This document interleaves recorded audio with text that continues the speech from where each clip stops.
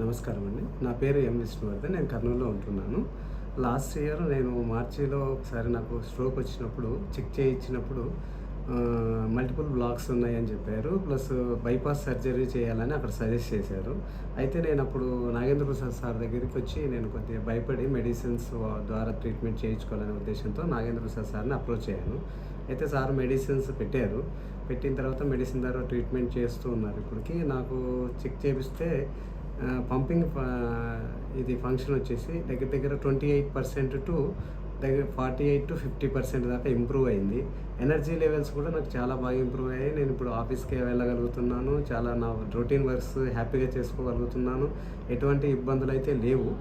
ఇప్పుడు వరకు కంటిన్యూగా నాకు సార్ మెడిసిన్స్ ద్వారా ట్రీట్ చేస్తున్నారు. చాలా బాగుంది. హ్యాపీగా ఉన్నాను. Thank you very much.